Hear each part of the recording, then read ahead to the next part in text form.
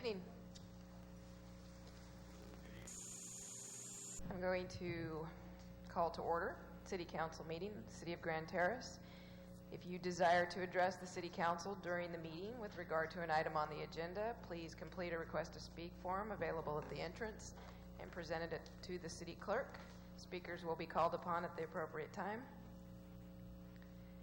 So at this time, I will convene the City Council. City Council is a successor agency and community redevelopment agency. Please stand for the Pledge of Allegiance. Join me in the pledge to our nation's flag. I pledge allegiance to the flag of the United States of America and to the republic for which it stands, one nation under God, indivisible, with liberty and justice for all.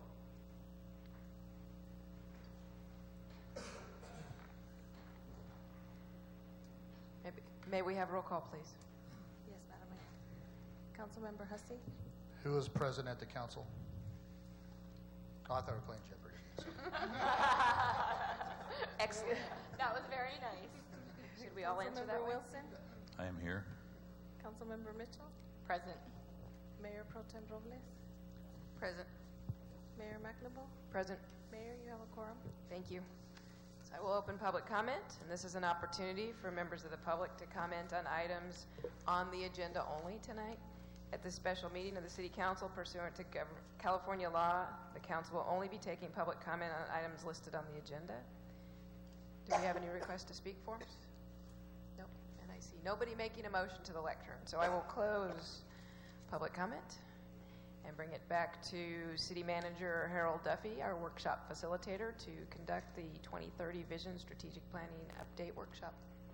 Good evening, Mayor. For the record, G. Harold Duffy, the City Manager. Tonight we are on our third night of our three-day review of our 2014-20 Strategic Plan. So tonight we are actually going to cover Goal 2 and Goal 5. Goal 2 is maintain public safety, and there's 2.1 of that which we'll cover tonight. Ensure staff levels for police services remain adequate for our community, and then also on 5, engage in proactive communications, which would cover develop and implement a cost-effective proactive communication program, utilize technology and web-based tools to disseminate information, and engage the community by participation. And so what we'll do is we will, let's start off with the mission. It'll be very repetitive. Our mission to preserve and protect our community and its exceptional quality of life through thoughtful planning within the constraints of fiscal responsible government. We also have our vision. Grand Terrace is an exceptionally safe and well-managed city known for its natural beauty and recreational opportunities, a vibrant and diverse local economy, a place where residents enjoy an outstanding quality of life that fosters pride and engaged community, encouraging families to come and remain for generations. Okay, and once again, our core services: open and inclusive government, honesty and integrity, mutual respect, exceptional customer service, innovation and creativity, positive and productive work environment. So, as I said earlier, we're going to cover Goal 2, maintain public safety, ensure staff levels for police services, and 5, engage in proactive communications. Develop and implement a proactive communication program, utilize technology and web-based tools to disseminate information, engage the community by participation. And as I said the other night, one of the important aspects regarding the city's 2030 vision is that we have the goals in place, but it's also important to have the objectives underneath them so we can have a clear understanding of what it looks like to be successful. So we're using the tools underneath each goal to determine what that is. And one of the ways in which we measure it is through the operational planning, which is 30 days to 6 months. Hold on, you're going over? Okay, great. Okay. Operational changes would be steps in the developing processes to ensure agency does not continue previous modes of operation. That means the agency is aware that something needs to change. And that will occur normally within the first 30 days to 6 months of this strategy we're working on. Tactical is in the 6 month to 2 year period. And what that means is a strategy for change are identified, and the agency is working to implement the strategy, but is not quite there yet. A roadmap has been established. Okay, and then the final one, the strategic plan, with a 2 to 5 year period, the organization has identified the issue, developed a new strategy, planned for a different outcome, established milestones as to hitting those benchmarks. At this time, things should be routinely falling into place. Outcomes are predictable, and those are nice when outcomes are predictable, because you've predicted some favorable outcomes, and if you were able to predict that there were going to be some issues, you would then adjust your strategy to move forward. So one of the things we did last night, we played a little game. We played Jeopardy. But I want the council to know that there was a serious note to that game, because we were collecting all of the information. And so our goal would be is to come back to the council in the next 30 to 60 days with sort of a summary and a work plan on how we're going to move forward with the rest of the year. And so in saying that, I'm letting you know that the games are not over. We're ready to start.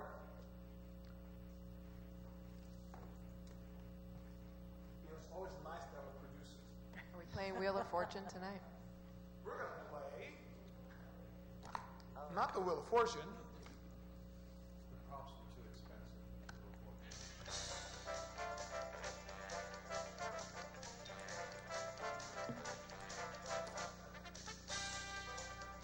We're going to play the Family Feud.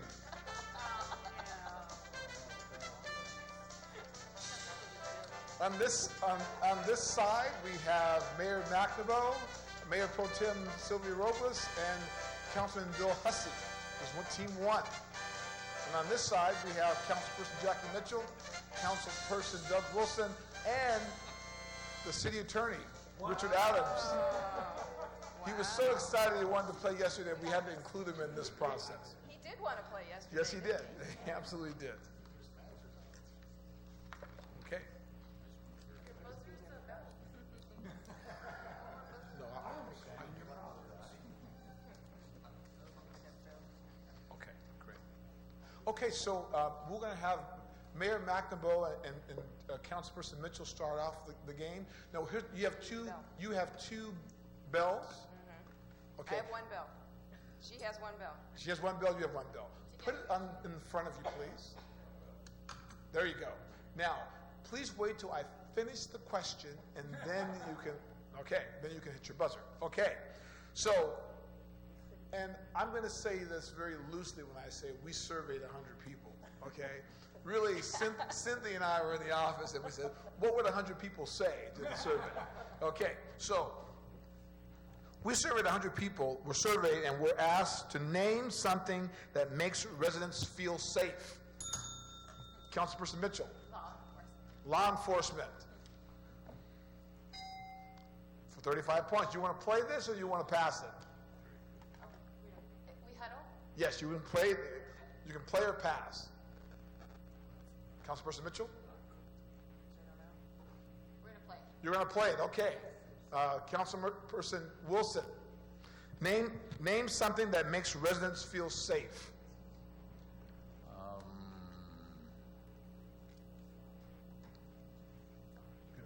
Fire presence, or fire department presence. Fire department presence. Okay. So sorry. City Attorney Adams, name something that makes residents feel safe.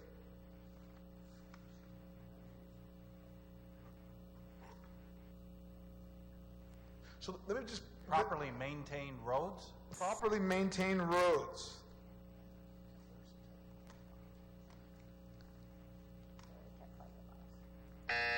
Okay. And so let me just say this one thing also, maybe this will help you out. So remember, tonight is about law enforcement and proper communication. So that this whole game is geared toward those particular areas of your goals. Okay, back to Councilperson Mitchell. Name something that makes residents feel safe. Counting 30 seconds down.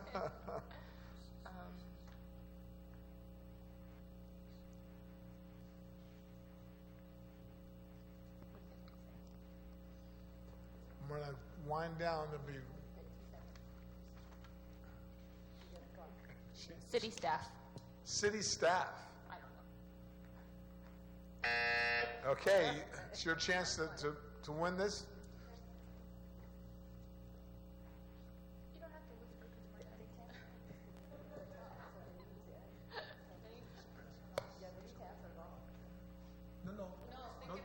No. Okay, so they just have to answer the one question. Yes, Mayor.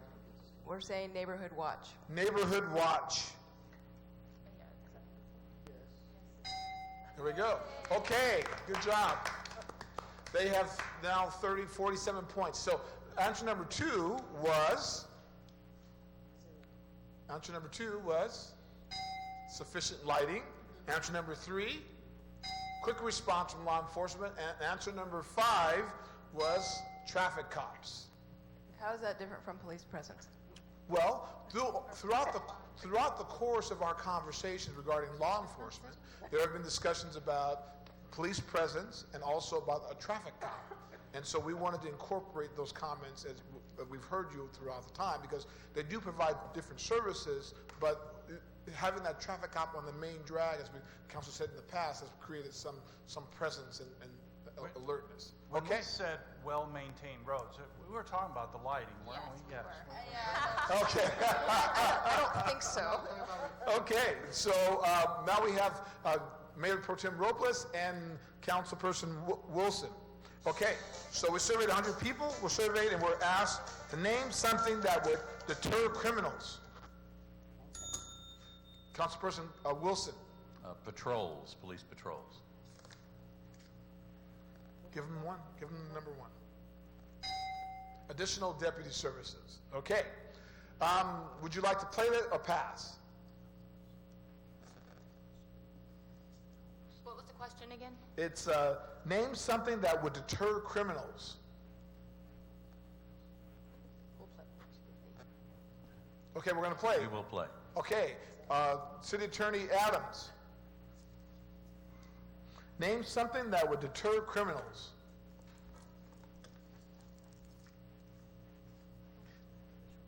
And I'll say this again, these answers are all stem from comments that you guys have made throughout the last 120 days. We cheated. Go ahead. City Attorney Adams, go ahead and give us your answer. Not the one you're going to... You can. That would be You can. No, you can't. Well, You can. Time. City Manager, City Attorney Adams. Your I don't answer, want the city manager job. your answer, please. I'm going to go with lighting. Okay, lighting, he says.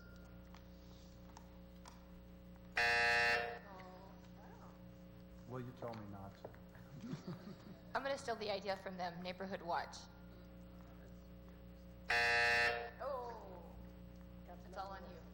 Councilperson Wilson. What do you got? No pressure. Something that would deter criminals. And it wouldn't be things that we already guessed in the first round. It would not be. But it would be comments that I've heard over the last 120 days. An active town center.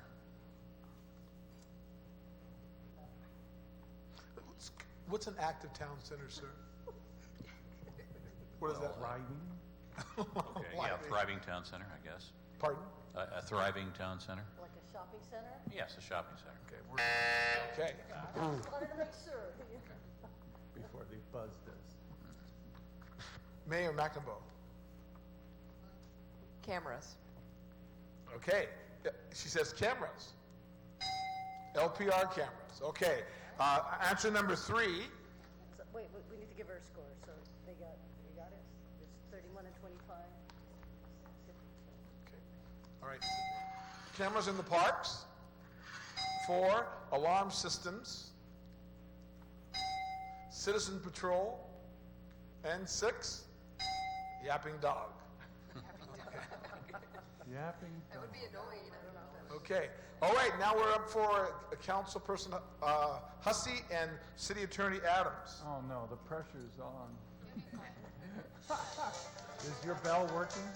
100 people were surveyed and were asked how to educate citizens and or residents on city codes. Councilperson Hussey. Community workshops.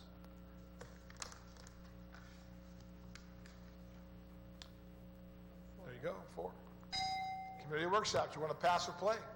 Oh, doesn't he get to answer and see if he gets hired? Oh, that's right. Thank you, Mayor. I get the answer? You get the answer, yes. Use of the city webpage? Ay, ay, ay. Okay, you want to pass or play? We'll play. Okay. Mayor McNamara. Question again? The question again is, how many people were surveyed and were asked how to educate citizens and or residents on city codes? Citations for code violations. Okay. Let's give her 4. Give her into the last one. Warning. 7, yes. Okay. Mayor Pro Tem? So I'm supposed to answer now? Yes. Community newsletters. Yes. No, yes, that's fine. 3. Okay. Councilperson Hussey? How to educate citizens and residents on city codes? Our city newspapers.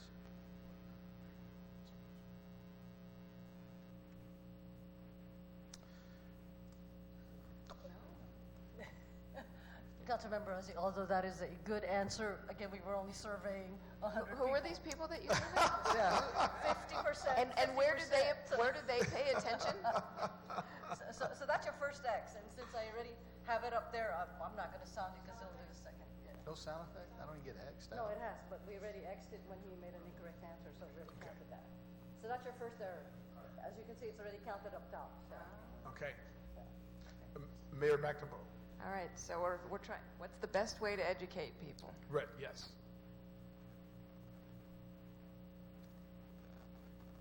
Education in schools. Education in schools.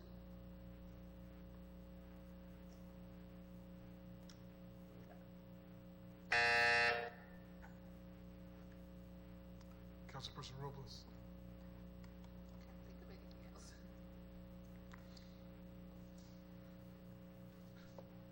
So, oh, well, okay.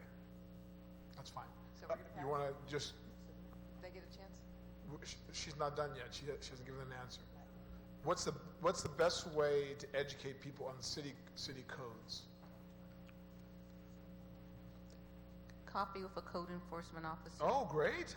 Okay, that would be, give her, give her, 6, right? sure, absolutely. We'll do that. Okay, Councilperson Hussey. Facebook.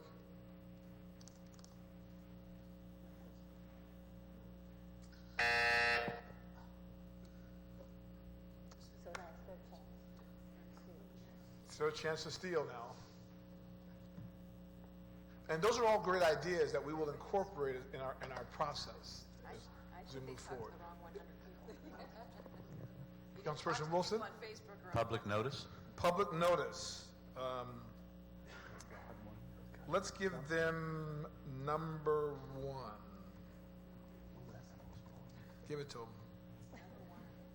The producer? We earned it, it's no giving. Good neighbor guy. Okay. And what was your answer? Public notice, the Good Neighbors Guide.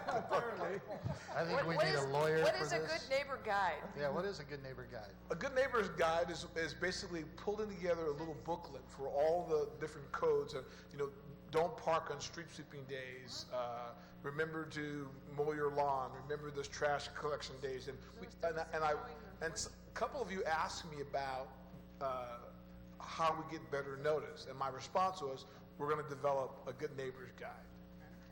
And so, so they get the points, and now let's move on to give them the answer number 2. Clearly posted signs. And answer number 5, work with the chamber. Okay. All right, now we're on back to, I believe, Mayor McNaboe and Councilperson Mitchell. You got more rounds, huh? We surveyed 100 people again, and they were surveyed and were asked what's the best way to inform or provide information to residents? Ooh, I'm going to go with Councilperson Mitchell. I'll defer to our mayor. Okay. She's the mayor. She earned it. Website.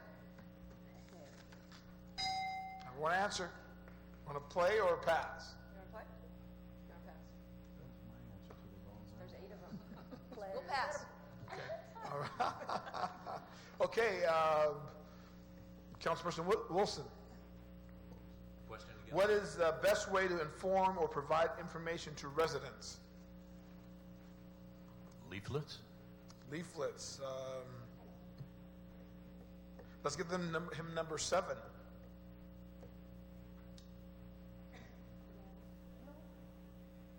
Sorry, sir. Number 7. Door hangers. Good. Yeah. Okay. City Attorney Adams. It'd be mailers, like in a utility bill. Okay, let's give him number 8. Utility bill inserts. Okay. Councilperson Mitchell? What's the best way to inform the community? Yes. Okay. Workshops.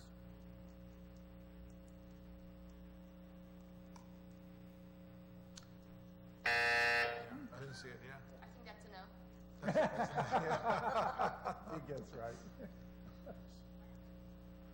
Councilperson Wilson.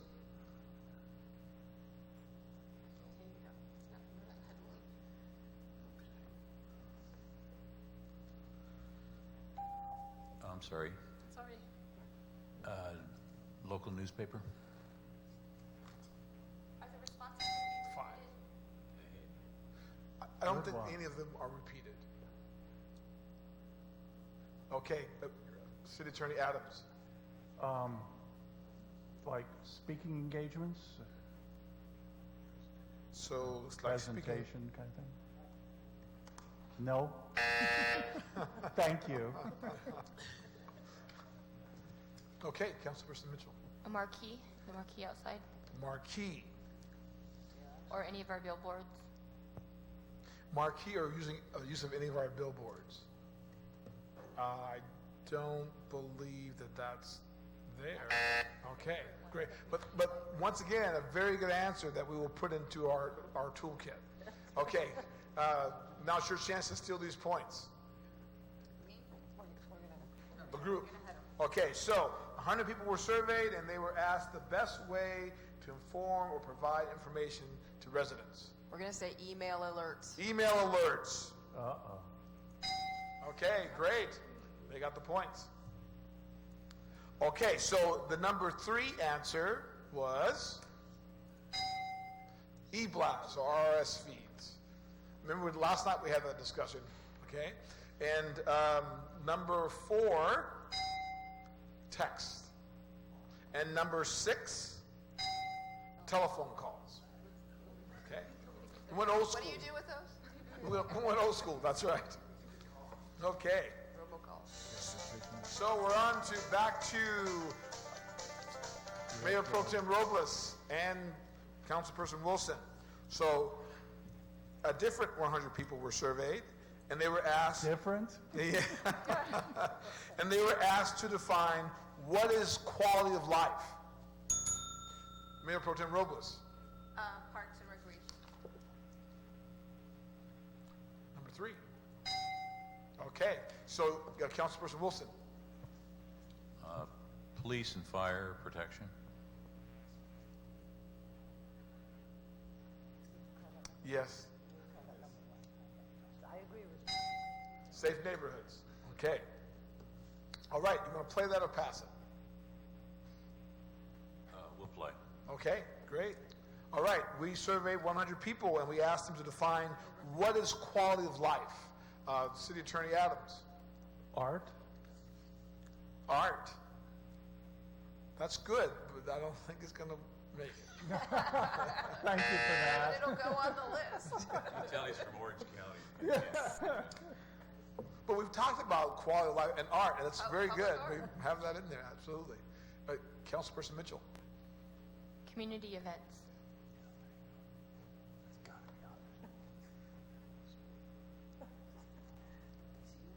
Too much of a I pause. know. That's a very good answer. That's a very good answer. Yes, sir.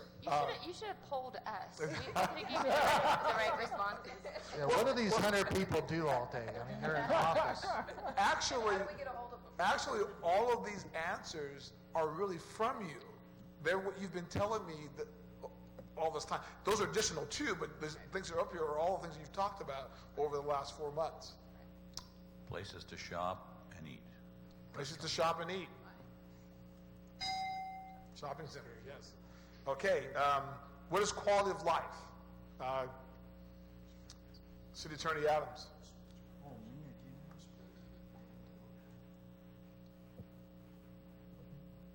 Sports? Recreation? Recreation. You already have that in nice parks. I think the other one that you thought of. Okay. A good city attorney, obviously.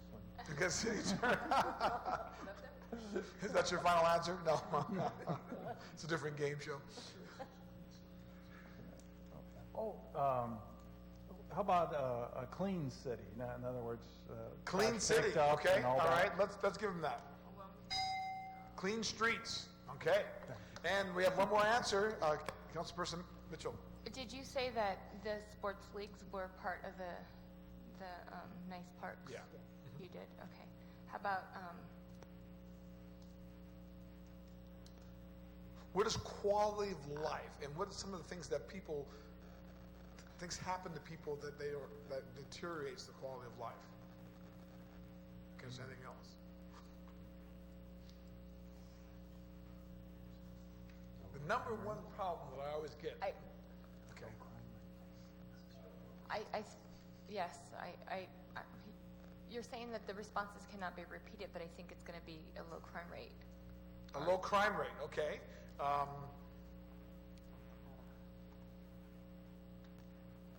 Or a safe community? How Okay, it's a check mark. It's an X. No, they have safe neighborhood up there. It's no. It's a no. It's a Okay, it's a check. No. Her answer was not on. It's not on. Okay, there we go. All right. So you have a chance to win, Mayor Pro Tem, Councilman Hussey.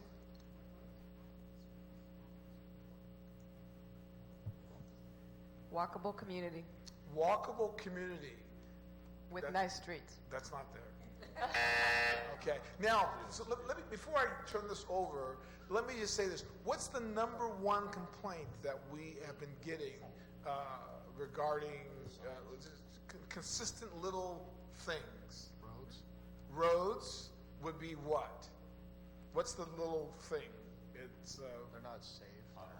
pothole. So it's pothole-less. Big good quality of life. Can I have half a point? I wrote it down. I got outvoted. Okay. So this is the final one. Final round. Final round. Oh, my goodness. Okay. All right, Bill, Tom. Okay, Councilperson Hussey and City Attorney Adams, we surveyed a brand new 100 group of people who live in Grand Terrace. So they were surveyed and were asked to name something that reminds them of Grand Terrace. Blue Mountain? Blue Mountain, he says. The number one answer, you want to play or pass? Finally. Going to play or pass, sir? Play. Okay. Councilperson Mitchell. Safe community. What was that, ma'am? A safe community. Safe community. Reminds me of Blue Mountain. Reminds me of Grand Terrace. Safe community. Okay. Who are these people?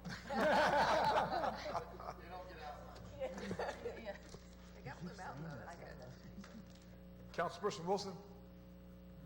Something that reminds you of Grand Terrace. Stater Brothers, but no. Never mind. I take that back. Okay. Small city, What's well the managed. first thing that pops into your head when you think of Grand Terrace? Nobody knows where it is. The gateway to San Bernardino County. Okay. That's a good one. Or Riverside. It's the smallest county, or the smallest city in the largest county. That's what hits me. Okay. Smallest city in the largest Small county. city, large city. Okay. That's his final answer. That's his final answer? Yeah. Okay. Okay. City Attorney Adams. It's natural beauty, right out of the vision. It's natural. That would be Blue Mountain. Oh, I already did that. So when you drive into Grand Terrace, what do you think of immediately? Or what do you drive on immediately? What do you drive on immediately? Great roads? Okay, that's it. Okay. No, no. Right? Okay. Okay, what do we got? Okay, what do you have?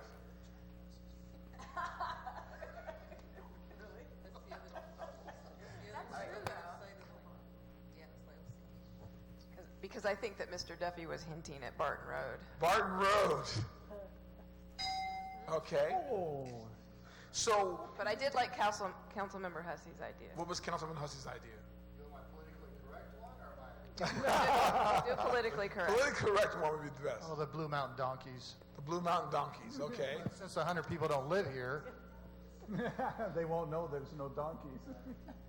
Well, you know, one of the things we could do is maybe we could turn on the radio. AM 1640. Or maybe we could look up in the sky and see the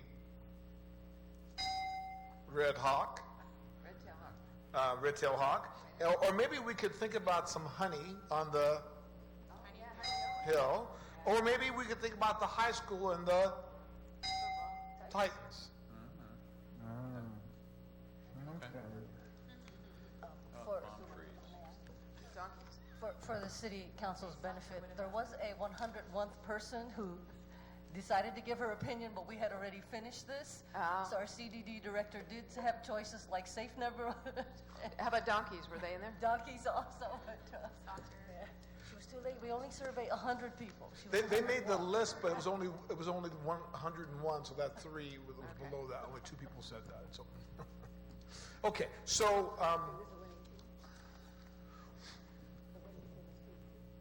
was the winning team 2? Okay, so we have an award for the winning team, team 2. Team 1. Team 1. Which is team 1. I don't think it's those.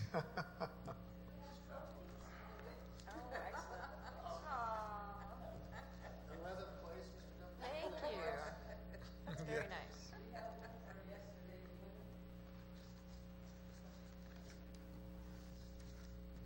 And so as we go through this list, yes, yesterday's winner gets this trophy.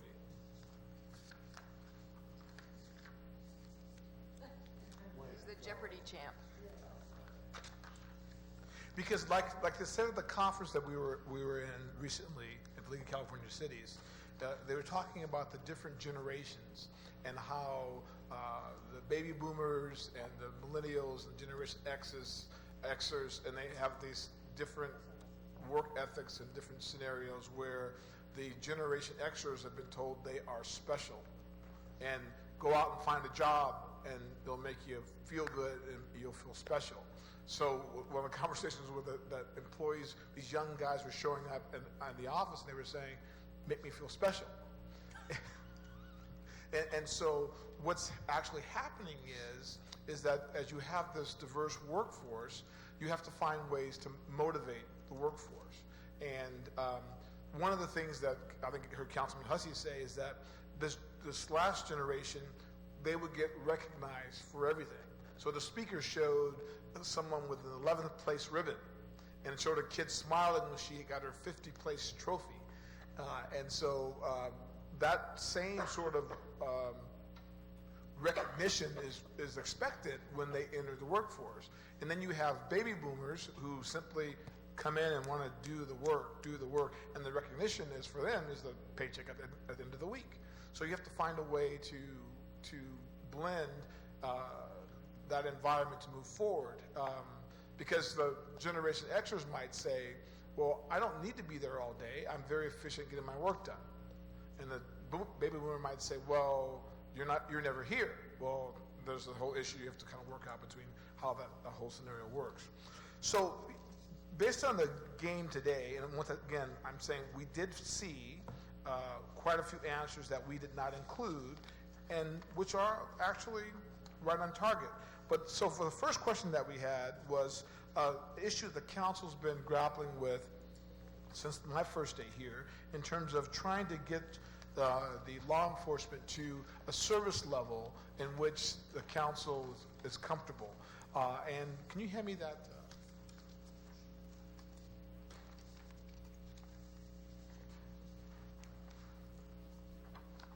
So tonight, one of the things that we're going to be discussing in goal number 2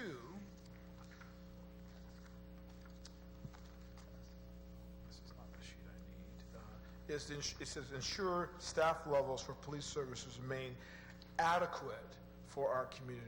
So one of the things that I need to find out from the council, just get kind of the different opinions, what is adequate for our community? You know, the council gets a weekly information of service calls from the Sheriff's Department. It's now broken out, I think, in a little greater detail. It has priority 1, priority 2, the time the call comes into the dispatch, and the actual time that the officer actually is on scene. So the council gets that data on a weekly basis.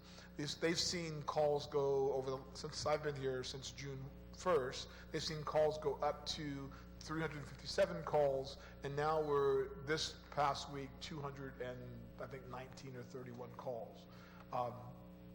And so trying to find out what is an adequate service is going to get us to trying to fit it right. So for example, if the council wanted to decide that they wanted to have 3 additional officers year-round, that might be great, but that might be overkill on what the council really wants to for adequate level of service.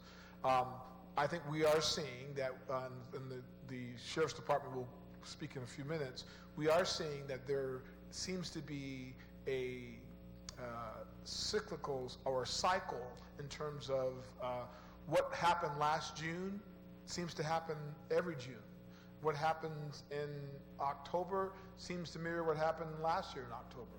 So the thing is, how do we best utilize additional resources, and then what is that comfort level for the council? And so if we could just kind of engage on that for a few minutes before the sheriff comes up and gives his presentation. So what do you think is what's your feeling for an adequate level of public safety service? I'm interested in knowing more about these cycles. Okay, well then why don't we jump right into Captain Dorsey's presentation.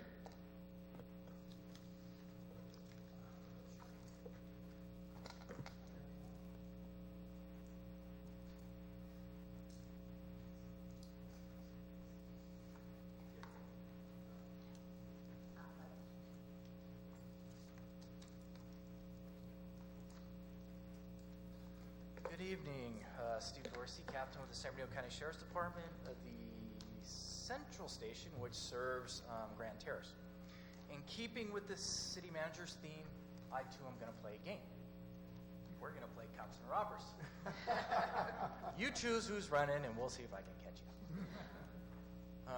And I do have a taser. Nah, just kidding. I'm going to go through a couple things here. Hopefully I answer some questions.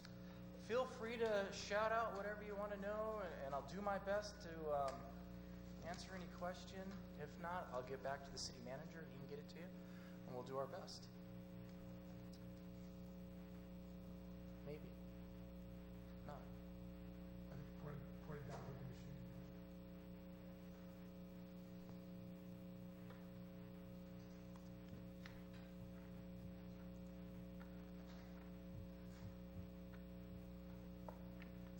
Just start down, as I spoke, I think about a month and a half ago, 2 months ago, of what the Grand Terrace law enforcement contract is. It's based on hours and the breakdown for a lieutenant, sergeant, detective. That detective is split currently with Loma Linda. We don't really track the hours. If we were to track the hours, Loma Linda would go over and Grand Terrace would probably go over with the detective. Some of you may have seen a corporal or a two-striper show up on calls or driving through town. That is a corporal that we put on patrol to assist our sergeants in supervision. So if he's around here or shows up, that's a service that you're not paying for. And anytime there's a call holding of priority, he's usually jumping on it, running over here. If not, Loma Linda and Grand Terrace kind of sharing resources when needed, depending on the call or what type of problem there is.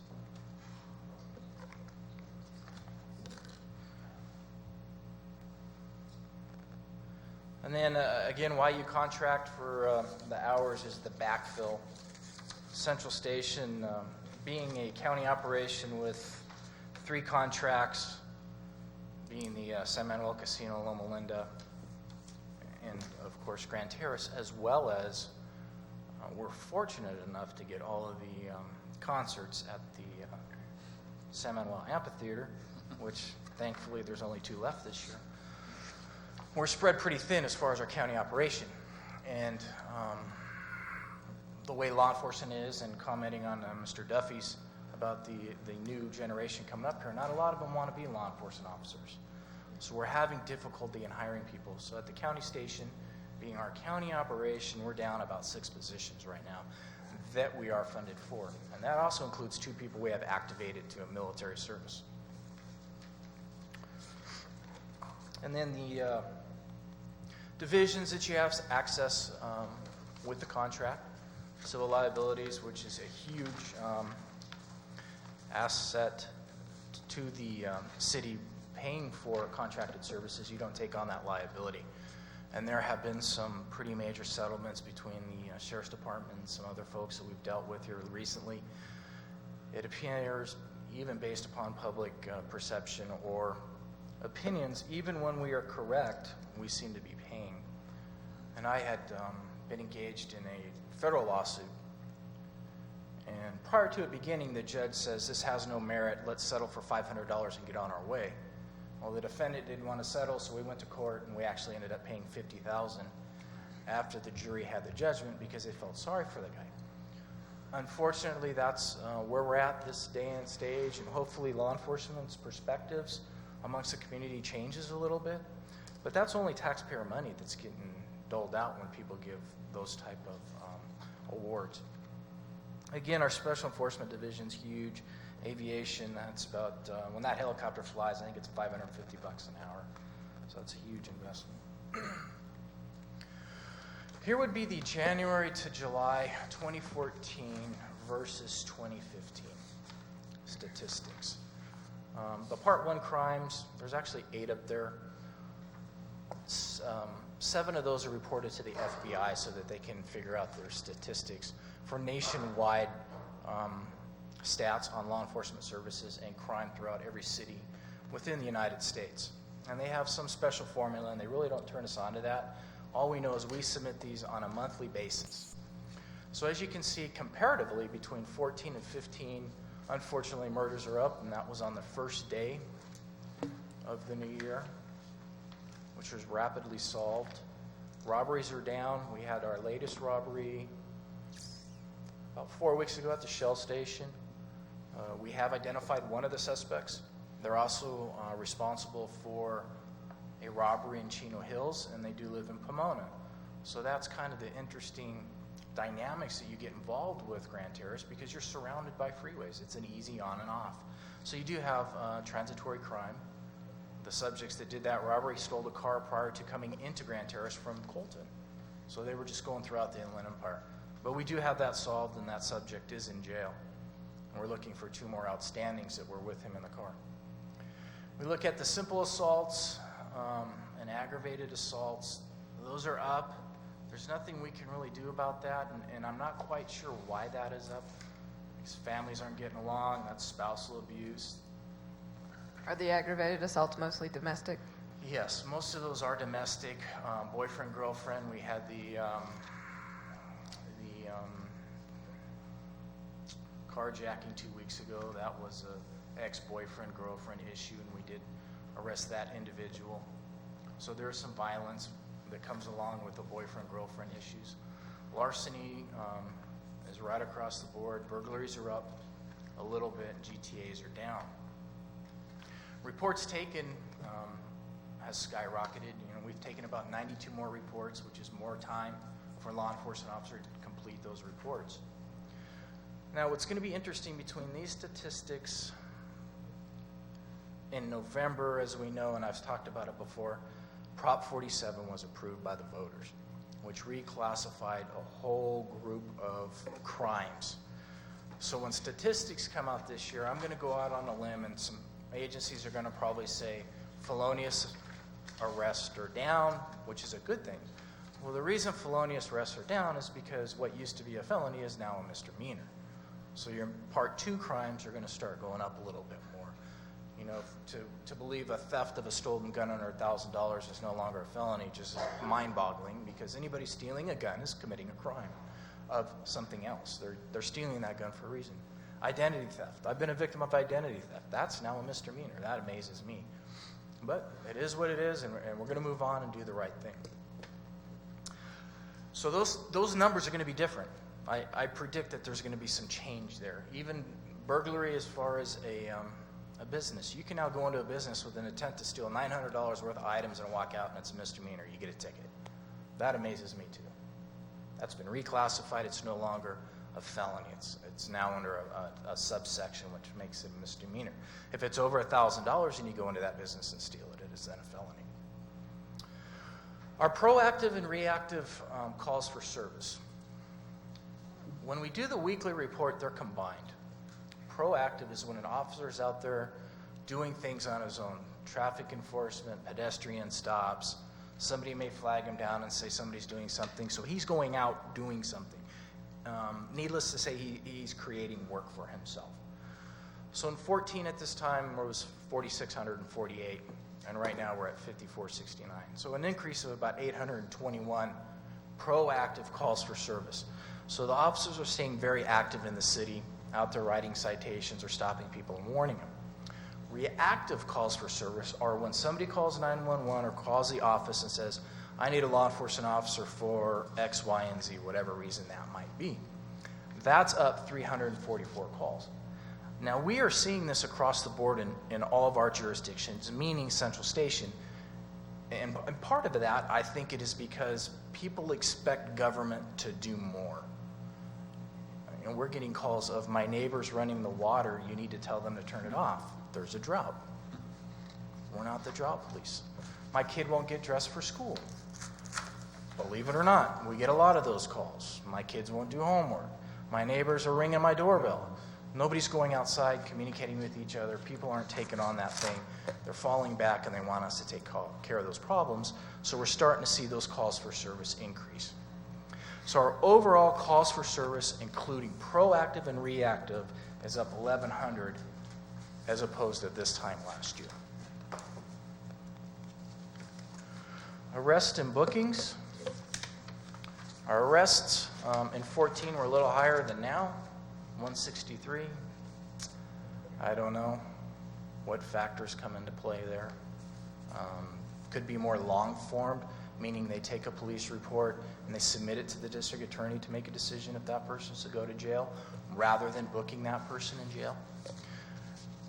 And You also see that the blue is arrests and the brown is bookings. And those are kind of creeping up, and you're going to see that to continue creeping up because some of those felonies, they're no longer booking those people. If they have an address we can put them to, if they're in the system, they've been booked recently and it's a misdemeanor, we're site releasing them in the field. The reason why is because they're getting released as soon as they get to the jail, and it takes an officer off the street to deal with that person to get them to jail. It takes a person out of the city. The person may have medical problems. We then have to take them to the hospital and get them cleared to come to jail. That can take multiple hours. So rather than doing that, the officers choose to site release them in the field or long for them. Submit that report. Traffic collisions are a little bit up, 7 more than this period of time last year. Calls for service breakdown. Now, emergency calls are actually almost in half, over in half, which is we need to get there right away. Life and death could be a medical call. A lot of times when the fire department is responding to an emergency call of some form of life or death or person down, we're also responding to that call.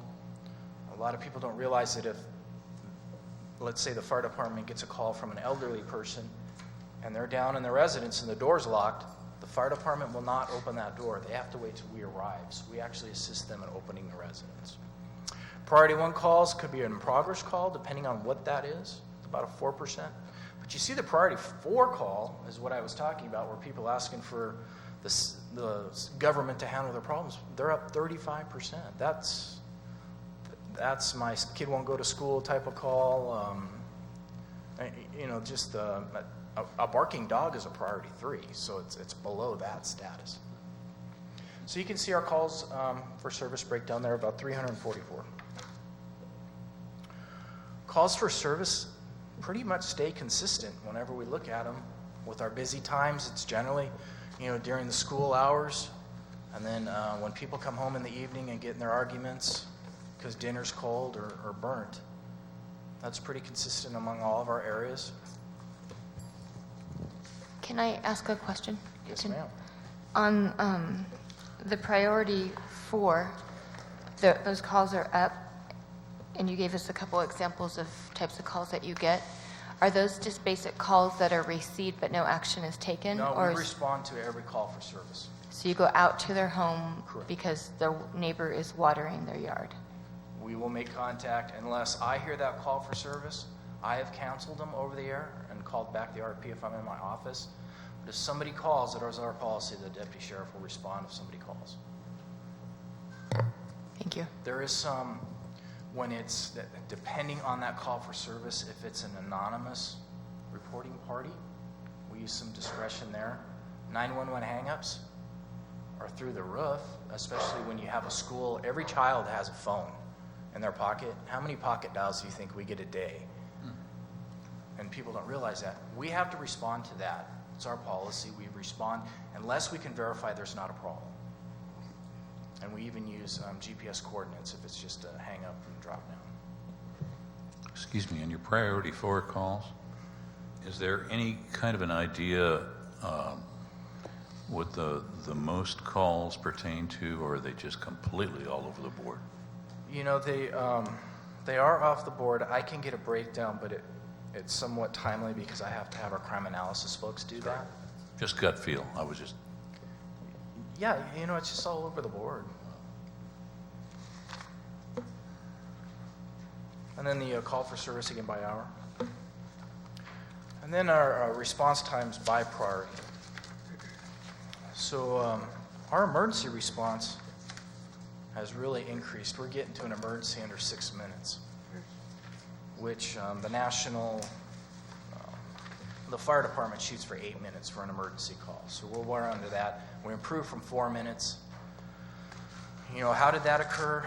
Well, the school resource officer is a huge benefit for the city, and we've kind of played with that extra 40-hour car and putting them in the times where we're seeing calls for service during days a week. So that's probably had some effect on it too. We've had a pretty good turnover of law enforcement officers at the station. We have some really go-getters and aggressive guys, so I think they're really making sure that they're clearing their calls, breaking for calls, and getting to those calls. Priority 1 calls went up just a hair. But even the priority 4, you're going to have to wait a little while because those are going to wait until we have time. What's interesting is priority 3 is longer than priority 4, but it's just based on when you call and what's going on. Earlier today we had a reckless driver that we located. It turned into a short pursuit, and he tried to run, and he fell down, and we fell on top of him, and he had drugs in his car. Well, that officer is now dealing with that guy, taking him into the hospital, getting him cleared for the hospital. Luckily, we had our cover car on during that period of time. Otherwise, we wouldn't have an officer in the city. We'd have somebody responding from the other area for priority calls, which are those priority 1 and emergency calls. Was that the one on Grand Terrace Road? Yes, ma'am. So I was able to dig out some historical data, and all I could find was the 2013 crime index. So here is your crime index comparable to the surrounding cities. So I think it's pretty self-explanatory. Unfortunately, I could only find 13s. Grand Terrace has the lowest number, means by statistics, it is the safest city within the area here. Looking at that chart, there's one city I wouldn't go into at dark, I don't think. So that kind of puts it in perspective when people try to say, do I feel safe or do I not feel safe? And do you feel safe or not feel safe is if you've been a victim or you haven't been a victim. And I've been a victim, and I understand that. I have a security alarm, I have video cameras around my house. I feel safer, and that's what I did. But you do have the quality of life issues being speeders in the neighborhood, which I deal with them as well as everything else. But I live in a city that can't afford any more law enforcement officers, so I understand that. The unfortunate problem with that is the people speeding in my neighborhood are my neighbors. So I go out and talk to them. And that's the way people need to start handling those type of issues. But of course, as I said, if you're a victim, you don't feel safe. And I do understand that. And a lot of the crime that occurs is because people are being victims. And what I mean by being victims is, for some reason, a lot of people at night leave their garage doors open in Grand Terrace. It happens everywhere.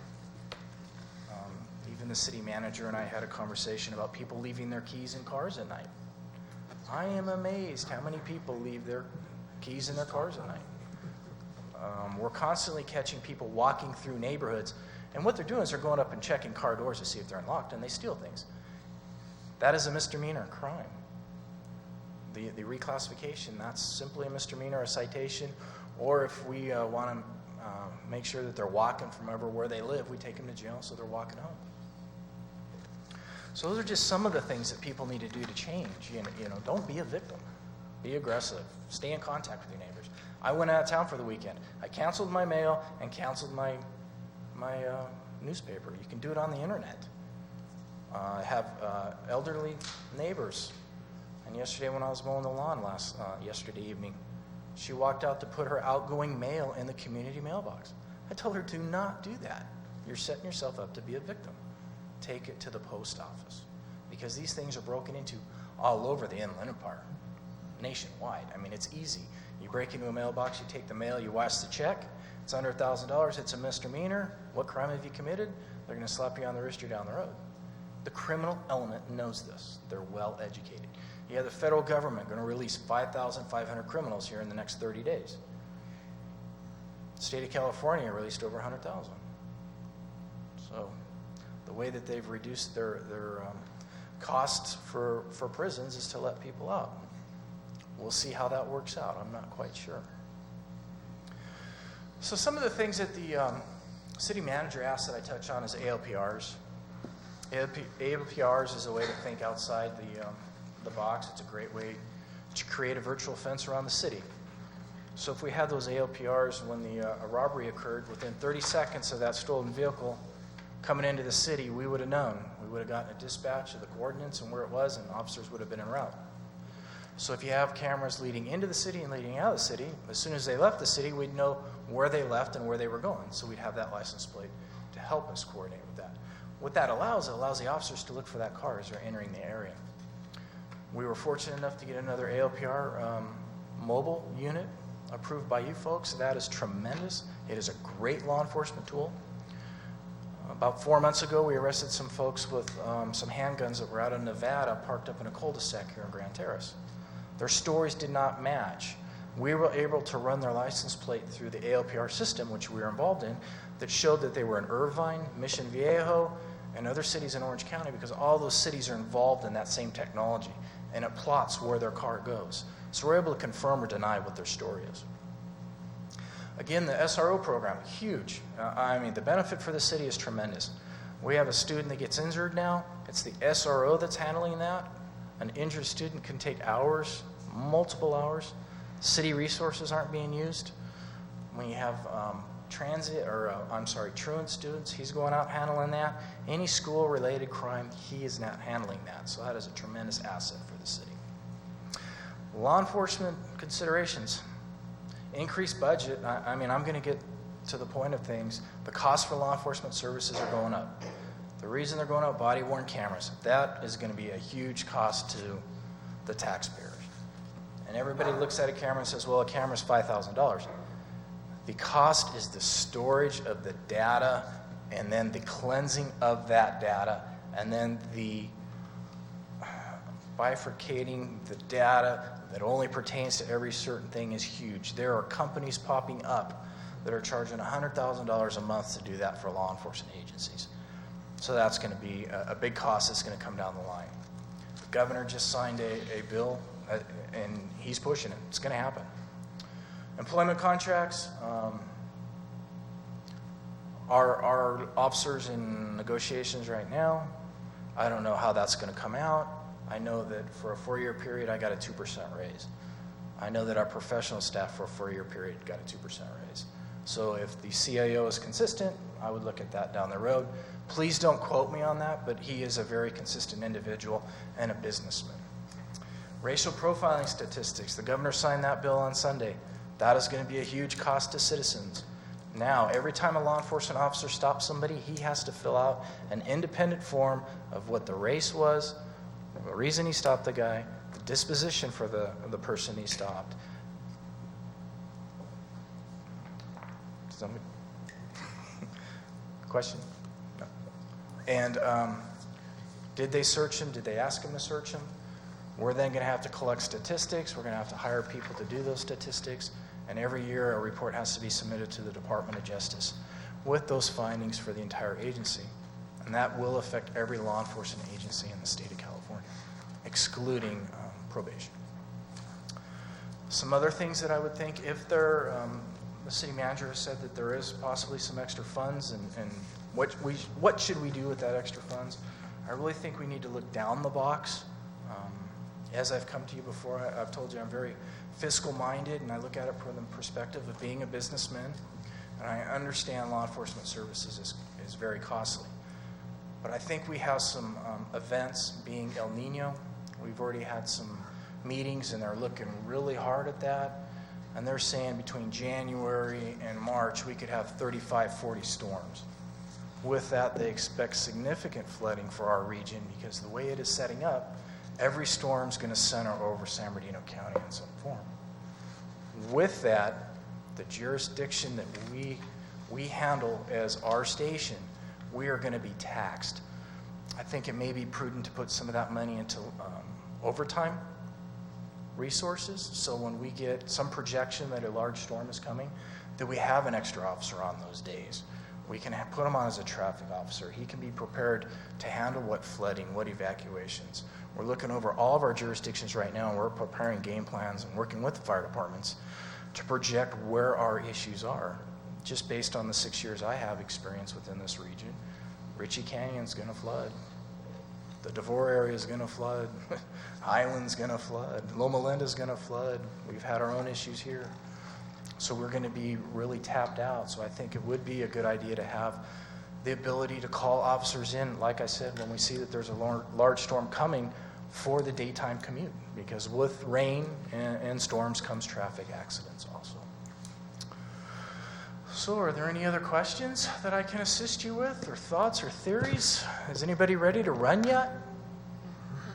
I did 4 miles this morning, so I'm a little taxed. Madam Mayor, I have some questions for him. Oh, go ahead, Councilmember Housie. Thank you, Captain, for your outline. I just got a couple of questions and concerns when I was reading the weekly report that Mr. Duffy hands out that you guys give him. One of my concerns in just noticing a certain area in our city on Mount Vernon, 11,800 block, seems to have a significant amount of crime. I mean, I'm assuming that's the apartment complex over there. Are you working with the apartment manager to see what we could do so our resources aren't being, are they using cameras? Are we talking to them about that, or they have their own patrol? Because, there are residents, and I'm concerned about all the crime that's happening in that complex. Well, what you have in that complex is a large parking lot. Like Loma Linda has all the hospital areas, that turns into a large shopping mall for people who like to steal things. We also do have some spousal abuse issues, but it is, a much greater density than it would be a normal block. To say that we're working with them, we tell them, hey, can you lock your gates? We had some issues with them not having those gates working and locking. We try to get out there the word to people of, lock your cars. And you think it's so simple, but we have doctors at Loma Linda that leave their Apple iPads on the front seat of their car, and they're amazed when they come back it's not there. So it's a general problem everywhere. So, we have that at all large Well, I know it's a general populated problem, but, of course, I believe I'm proactive and not reactive, prevent. And I know the sheriffs can't be there everywhere, and that's a general problem. I don't know if Mr. Duffy can get with that apartment complex as far as, because it is also a business. They are making money out the residents there. And part of that business is they should supply the safety and well-being of their residents, plus with the city. But I don't know if, as a city, if we're stepping over boundaries there to make sure that they do have the proper resources there to make sure their residents are actually safe, and we don't have our resources going there every other day for calls. And then also and I know about the release of the 6,000 inmates. We're getting some released out of Victorville. And I don't want to feel not compassionate, but a lot of those inmates, I deal with them daily, and it's not just because of drug offenses, but I know there's going to be issues on that. And one other thing I had about the historical data, when we have this, the crime index, and of course Grand Terrace was 224, but we are a smaller city compared to Colton at 302. I mean, is this going on residents or the square miles, or just the overall how many crimes we have? It is the, I guess, the federal government wizardry. I don't know, because all that we submit is the Part 1 crimes. And if you look for a formula or how they come up with it, you can't find it. And I've tried. I'm sure there has to be some basis on population, but I think also it's based on per 1,000 residents. It breaks it down to that extent. But for them to come up with a way to measure crime throughout the nation has to be a pretty, I guess, a formula that's above my IQ. But they don't have it posted anywhere to shed light on that. All right, one other thing. I mean, Captain, and I know you got a big responsibility. But as a council, our job is also our responsibility to our citizens, but we want to be here for you as sheriffs. I mean, what would, besides having extra patrols, I mean, that'd be great, able to have 3 extra sheriffs, but would a private security come in and help out as far as patrolling our streets? Would that help the sheriffs out? I mean, some other ideas, out of the box thinking on that. I know we're looking at cameras. What would help you? Well, I mean, just off the top of my head, if you were to have a private security in the city, you would then be paying someone to report suspicious activity or crime, which is going to increase calls for service, would subsequently increase the response times for calls. Also, there could be issues of if they try to arrest somebody, is the city then going to assume liability because the city's employing that individual? I don't know, that's this gentleman here, but do you now turn into the liability portion of that because you're employing them? We assume all liability being the county for our actions. And the only reason I bring that up because I do deal with the San Manuel Casino, and they have security. So I'm aware of those type of issues and that involvement. It is thinking outside the box. All right, thank you. Mr. Duffy alluded to a cycle of call increases. Do you have any indication of why that might be? You know, you do get some cycle increases because of the holidays. Summer, generally burglaries go up because kids have free time to break into other people's houses, and they aren't observed all the time. So we do see generally burglaries go down. However, come Christmas season, people will leave their Christmas presents in their cars, so vehicle burglaries will go up. So there's those kind of cycles. When you have people leave for vacation, houses are generally not taken care of, and people see that as an opportunity to break into homes. Would it be something that we could look at to say during these times where we generally see more calls, that would be a time to be able to have extra patrol and be able to afford hours in that way, much like you're suggesting overtime? You know, we have that 40-hour car which we float, and luckily that guy, he's a very experienced Iraqi veteran, a great guy. He's very flexible. We can call him and say, hey, tomorrow your shift's going to this because we see this in our activity. And he's doing a tremendous job, and he's really making the city what he cares for the city, and he's really taking it on. So if I were to take that into consideration and look at everything else, I would say maybe you look at adding 16 hours during the weekends. Being 16 hours during the weekends, 8 hours on a Saturday, 8 hours on a Sunday, that then gives you double coverage 7 days a week. We have less crime on weekends. However, there are some establishments that serve alcohol that increase crime on weekends. So we only have one officer that deals with that issue unless he needs a backing officer that comes from the county. So you have those opportunities to deal with maybe people that are over beverage trying to drive home in the evening hours. You know, we do get crimes upon, you know, husband-wife issues on weekends. I mean, that's constant because they're around each other all day long. And, you know, of course, it's not hard to figure out. Thanksgiving's a very busy day for us. Not everybody likes turkey and they fight about it. So it's those kind of issues. No, it's the side dishes that they expected to have. Christmas is another one. I didn't get the right present. So whenever you get families around for a long time, you know, that creates issues. Any other questions for the captain? Councilmember Wilson. Thank you, Mayor. You know, fire department has fire sprinklers, and they've got specs in relation to their fire hydrants, and they've recently changed some of those things to provide more emergency. I believe most of the larger jurisdictions require a 5-minute response time for their emergency situations. And of course that doesn't apply to you guys at all, but from a similar stance, I think what Councilman Hussey was hedging at was, you know, in the range of us helping you guys, we have some new construction, you know, at least proposed in this city. And some of it's going to be commercial or mixed use. Other is going to, you know, probably going to be residential. Are there any items that we could build into track conditions that would aid some of the preventative measures? Because I agree, domestic's pretty hard to deal with. Yeah, it's just the way it is, unfortunately. You know, and it's the transitory crime. And again, you know, I may sound like a broken record with the ALPRs, but that is a very cheap investment, one-time investment for you folks. The city of Highland is heavily funded into ALPR systems, and they are clearing crime left and right with those systems.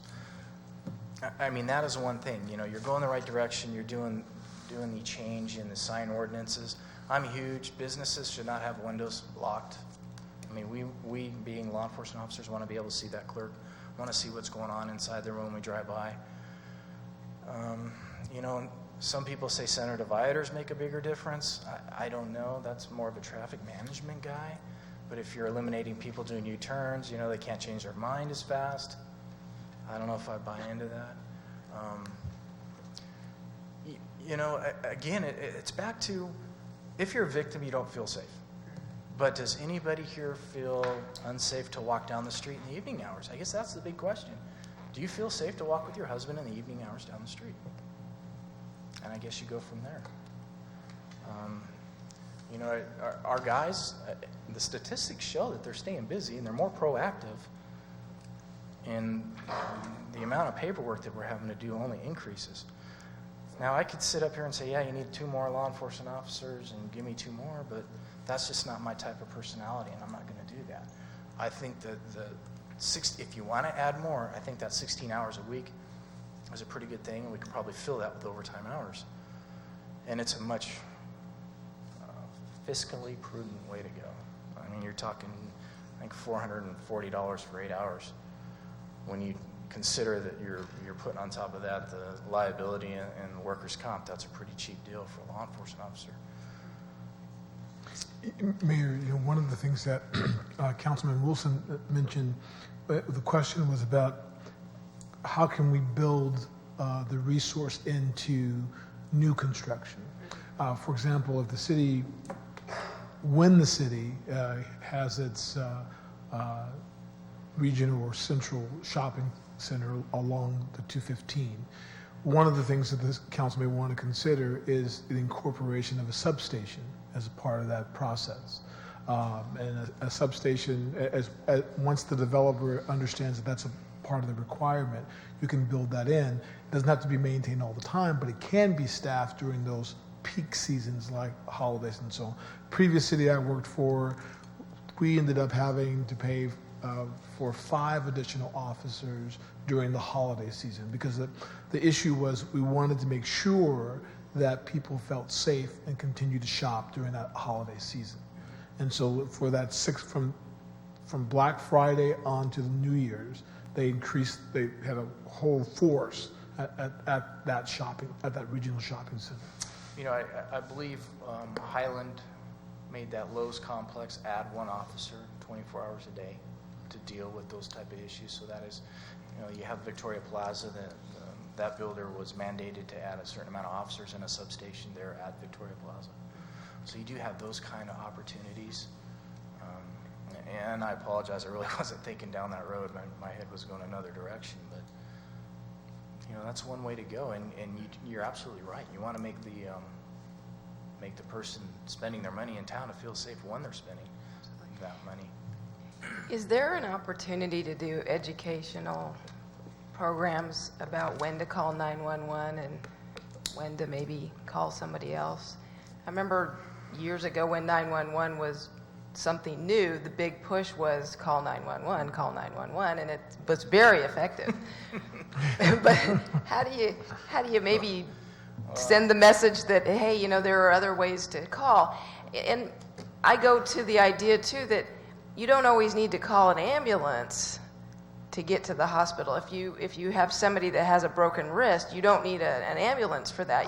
You just need a ride to the hospital. So calling 911 and having an ambulance come out ends up being very expensive now for the person that does that, unless it's a life-threatening reason for which they've called.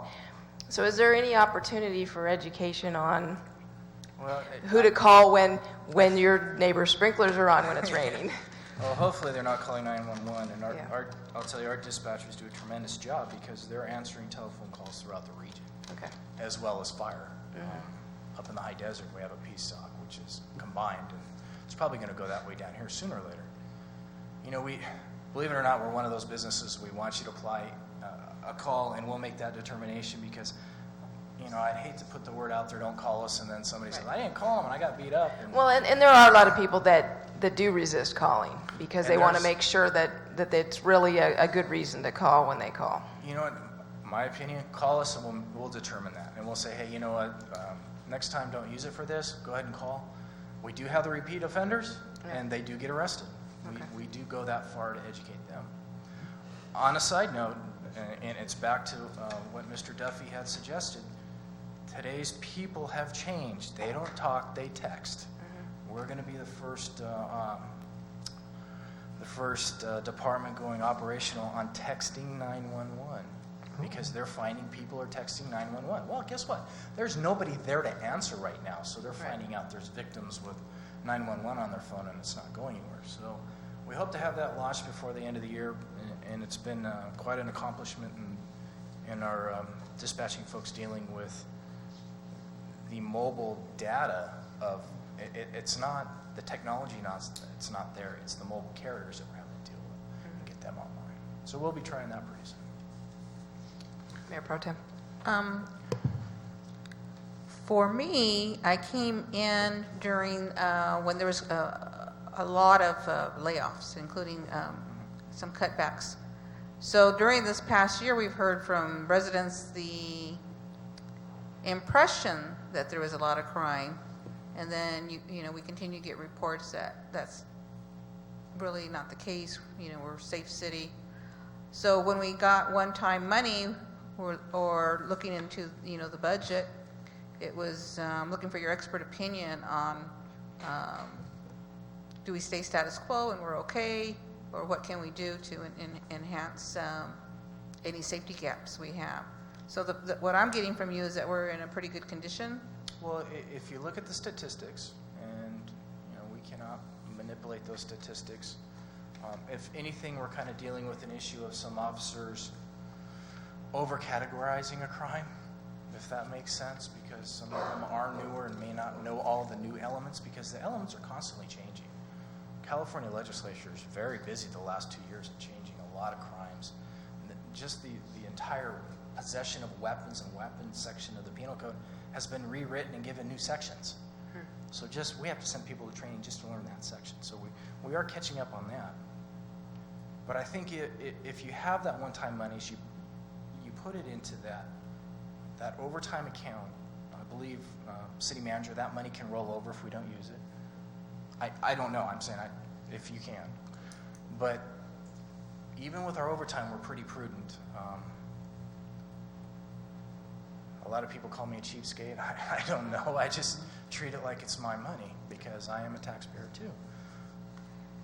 With overtime in that fund, we can run some traffic programs.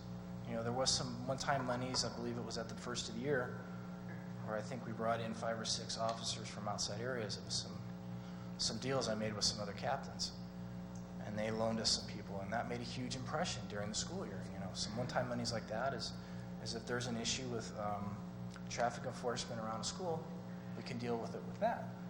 However, with that school resource officer, he's pretty much taking care of the high school now. I've had very little complaints about that, and we've made some changes to the parking over there since he's been there. We had the lights extended since he's been here, so we take a lot of aggressive acts in getting things fixed there.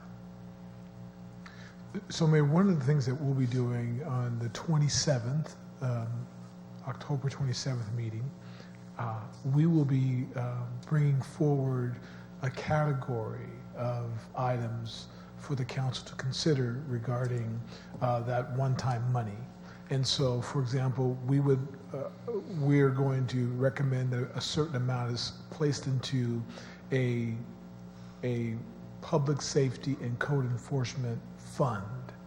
And then based on the recommendations that we get from the Sheriff's Department and some strategies in code enforcement, weekend code enforcement, we'll ask the council to tap into that particular fund. So what you'll probably be getting is more of, please appropriate this money into these funds, and then we'll come back with the actual programs.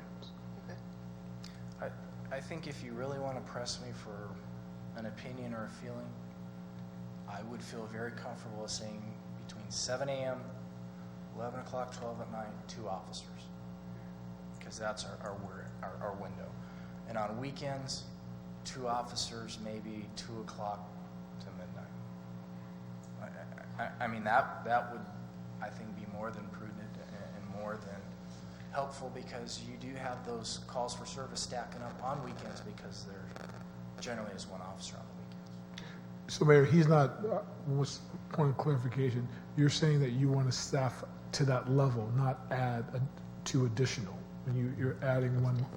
Having two on Right. during those hours. During those hours. And during some of those hours, we do have two on. That is And some of these we do not. And so you're saying to Most fill in of the the, time- fill in most- the extra hours with Yes. the two? Yes, Mayor. Okay. And you know, there's a lot of factors I take into that consideration because you have schools here. If something happens at a school, we need immediate resources. Was that 5 years ago we had an issue with a man with a gun in front of a school, and we were able to pile resources in there because the city did have more officers in, but we responded people from Loma Linda and other jurisdictions. So to have one guy on duty during school hours changes a little bit because we have the SRO, he's on site at the high school. That's a tremendous plus up. If you want that along with traffic enforcement and availability for other schools.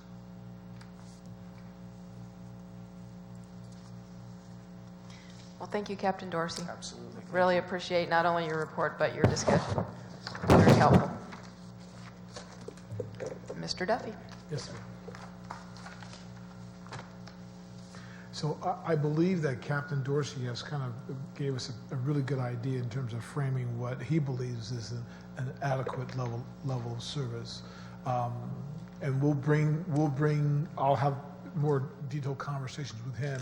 So when I bring back that public safety and code enforcement fund, I'll have some categories there, and I'll also include his recommendations of getting to a certain level in terms of performance. If we move forward to item number 5, goal 5, in terms of engage in proactive communications, there are sort of 3 categories: develop and implement a cost-effective proactive communication program, utilize technology and web-based tools to disseminate information, and engage the community by participation. We'll start off with the 5.3 in terms of engage the community by participation. You know, a couple of things that we've talked about over the course of these last 3 days. One, a really good program is going to be the Pavement Management Index study when that's completed. What will happen is that once that study is completed, you will get a map of every single street in the city, and it'll be color-coded to a new street being green, a failing street, a street that might not fail, but usually from anywhere from 70 down to 60 would be, actually probably 50 would be yellow, and then anything below that would be in the failing category. And then what the interesting point about that is, and I'm not sure if Theron covered it, is immediately people think that we want to repair that street that's failed. And that's not really where your consultants will recommend that you go. They'll recommend that you protect the asset before it gets down to that certain level. I think Theron did talk about that. But that'll be an opportunity for people to actually understand how we're going to be programming the information in the future, the streets, but it'll be a great opportunity to bring the citizens in because we do get a lot of complaints about potholes and conditions. And the other important thing that Theron mentioned from Interwest, and we also had an opportunity at the League of California Cities, is that our ADA compliance with sidewalks. And part of that discussion is that really is a significant liability for many cities throughout the country in terms of those trip and fall hazards. I think that based on the majority of our liability claims, and one significant claim deals with a trip and fall issue. Now there is a company that's out there now that, and they recently did some work with Beverly Hills. They go through and they do an assessment of the sidewalks in terms of where they've been lifted by trees, and so they pop up a little bit. And so they actually go through and they sand down that surface so the trip hazard becomes less. But one of the things that we're going to be doing with the Interwest is we are going to be getting that assessment done as part of the process in terms of our ADA ramps. Another item that's, as we look forward in that, is there are some cities that often go through when they start to do their road improvement program, and they make sure that, for example, that every school has the ADA access to ensure that kids walking, kids that are able to have that access. And they also make sure they focus in on annual striping around the schools. If there's speed bumps, if there are crosswalks, they make sure that every year they have a partnership with the school districts, and they go through and they make sure that those things are covered to increase safety across the board. So the road program is definitely going to be a great way to engage the public. And I also think that the use of technology and web-based tools to disseminate information is one of the council's goals in terms of trying to make sure that, I think you funded it in this budget, is the streaming of our information on the web. But in the interim, our intern, I think most of you have met Jesse, he's just recently left here. He's actually helping us do a YouTube channel so we can restream the existing council meetings. We also have our Channel 3, which is really interesting because when the system's really working, you can actually put in the DVDs in the system and do regular programming. One of the things that, talking with Loma Linda, they have an extensive list. They have healthy city information, they have quite a few pieces of information. And there is actually a group of cities, I know that Long Beach is a member, where they actually have sort of like a co-op of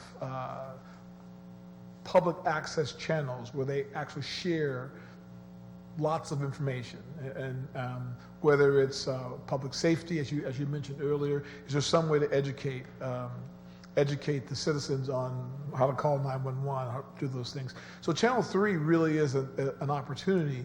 We just have to, if I would say, if we look at where we are in terms of operational, tactical, and strategic, I'd say we're at the operational point, because that we have that asset that we really haven't put together a plan yet in terms of how we go forward and move forward with that. But that's definitely an asset that we can use.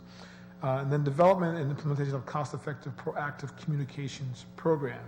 One of the things that the chief, the Captain Dorsey mentioned, which is really important for us, is that we're currently working with the EOC committee to put together our plan. We get somewhat sidetracked as we talk about a home versus getting the equipment in place and ready to go. But I think Captain Dorsey gave us a pretty good target that by January we need to be ready, because if El Nino is going to come true, if there are floods from January to March, those storms, we need to make sure that our EOC is ready to go across the board. And I think part of that includes, that might be a little bit optimistic with me, but we haven't had an exercise, I believe, in the city in a significant amount of time. And so we have to kind of pull that together. And what's really interesting is, once again, a city built on volunteers has a volunteer force really sort of trying to pull that together. Even though we have our law enforcement, fire department working with us, putting together the plan, one of the things that we may want to consider as we establish that public safety fund and co-enforcement fund is coming back to the council and saying we may need to have a little bit of that to do something with the EOC in preparation for the coming winter season. So in talking about that and playing the game and getting the answers that were on the screen and the answers that you gave us, we will be coming back to the council to kind of identify what we believe are some of the things that we heard and what is a proactive communication strategy, including the email blast and the email sign up for the changes to the web page, community workshops and things of those particular nature. So we have that. The question becomes, how do we fashion that in a strategy that is consistent and implementable, I would say. Having said all that, is there anything that you think we've missed in terms of your comments that we've heard earlier today, comments from the captain, and some of the things we had in the game? So is there anything that you think that we need to also incorporate from the law enforcement side, and also how to effectively engage, proactively engage the community? Does the public safety involve traffic safety within neighborhoods? We've had a number of neighbors who have had difficulty with traffic being unruly in their neighborhoods, speeding, not obeying stop signs, those types of things. Are we looking at measures to assess neighborhoods, and when these types of issues arise, how we will implement traffic calming measures? Well, I think that we are, and that's a really good point, is that when those questions come forward, staff has been working on those. But I think in terms of communication, we have not been broadcasting how we're resolving that. I'll give you an example. Several council members talked to me a couple months ago regarding Palm. Okay, so we've been working on, we've done an engineering study, we've determined that there needs to be some stop signs because it's a long drag and people are just coming down and they're losing sight of the speed. We've also had some concerns about Van Buren and Oriole. We've been working on that. You know, one of the things that I think if you go by there now, you'll see what is our temporary thing is there's a stop sign in the middle of the street. Because we've seen that in other communities. It's not pretty. It's kind of a makeshift one until we can get the right one in place. It's a stop sign with a flash right in the middle of the road. And so we've been working on different scenarios. And you know, one of our solutions was to have a flashing stop sign, but the stop sign was going to be in the corner. So it's still going to leave this wide open field. We've talked about putting down those little markers that make a noise when you drive down the street. We've talked about trying to narrow the path coming in, but we haven't articulated that back to the council in the neighborhoods. And one of the things that was very effective is that maybe we need to have we need to take City Hall to those neighborhoods and have a meeting, you know, if it's in the local park about that particular area. We can certainly do door hangers or flyers to say, okay, on Saturday or sometime after we're going to have it, get the neighbors in the neighborhoods let them know really that you've heard what they said, and we're going to be strategizing moving forward. So I think we have been working on that, but the communication that back to the council to get it back to the community, I think we're hearing that we need to do a better job of doing that. Councilmember Wilson. Is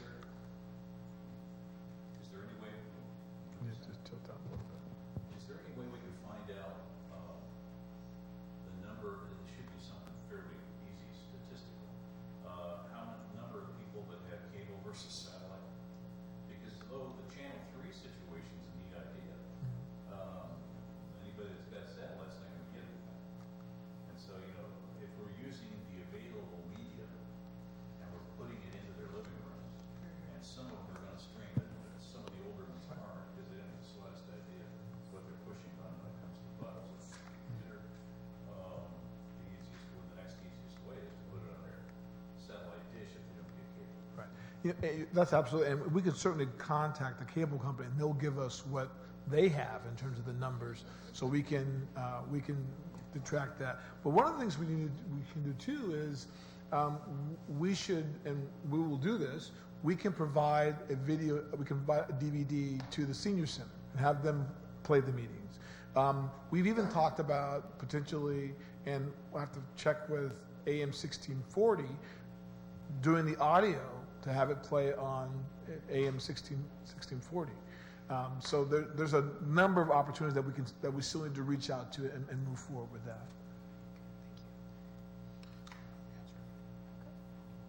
Okay, sounds good. Okay.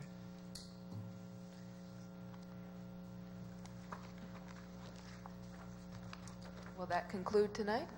Yes, and so what we'll do is we will go through the material, kind of put it in a category and come back to the council with what we heard and what our strategy is. And, one of the things that we didn't cover in this workshop, and we thought we were going to have to do this, when we came across an area that we didn't have an answer for, we were going to create a parking lot issue and put that stuff there and then come back with a strategy on that. But I think that we were pretty consistent in terms, the council was really consistent in staying within, you've got your goal, and for me, I can't say this enough, the concept of saying, what does that look like in terms of your objectives is extremely important, because as a city manager, I can't hit the target if I don't know what it looks like. And so you've given me these things that I can say, wow. And, and the mayor and I had a brief conversation about prioritizing things. And some of the concerns people have in the past is that when you prioritize, people focus on 1, 2, 3, and they forget about 4, 5, 6, and 7. And for me, my philosophy is if I can check something off of that list, I know I'm going in the right direction. So even though we prioritize, opportunities may come up that it may be a number 7 in the priority, but it may be one of the first ones that we actually accomplish. So we'll put that together and we'll come back to the council and we'll have a light agenda and we'll focus just on that report. Okay. Sounds good. Well, thank you again to Captain Dorsey for coming and taking part in tonight. And I want to thank Ashley Jones of Assemblymember Brown's office for being here all 3 nights. I really appreciate you being here and being interested in what we're doing here. And thank you to my colleagues for your participation. Thank you for staff for putting together this creative way of coming through this update. And at this time, I will adjourn to our regular scheduled meeting, which is Tuesday, October 13th at 6 p.m.